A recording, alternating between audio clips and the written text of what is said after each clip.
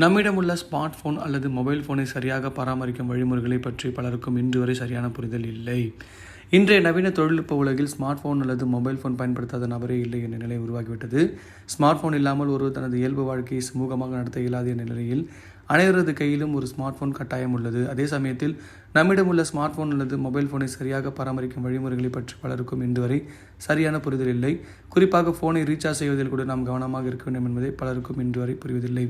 நம்மில் பலரும் நாள் முழுவதும் போனை பயன்படுத்திவிட்டு இரவு நேரங்களில் தூங்க செல்வதற்கு முன் போனை சார்ஜ் செய்துவிட்டு தூங்க சென்று விடுகிறோம். இரவு நாம் தூங்க செல்வதிலிருந்து காலை கண் விழித்து சார்ஜிலிருந்து போனை துண்டிக்கும் வரை பேட்டரி தனது 100% கொள்ளளவு ஏற்றினாலும் இரவு முழுவதும் போன் சார்ஜில் இருந்திருக்கும். உண்மையிலே இது சரியான வழிமுறையா என்ற கேள்வி பலரது மனதிலும் இருக்கலாம். அதற்கான விடையை தான் இந்த பதிவில் நாம் பார்க்க போகிறோம். இன்றைய நவீன ஸ்மார்ட் போனில் லித்தியம் அயன் பேட்டரிகள் தான் பெரும்பாலும் பயன்படுத்தப்படுகின்றன. என்னதான் இவை நவீன ரகமாக உற்பத்தி செய்யப்பட்டு அதிக செயல்திறன் பொருந்தியதாக எல்லை உண்டு என்பதை நாம் உணர்வது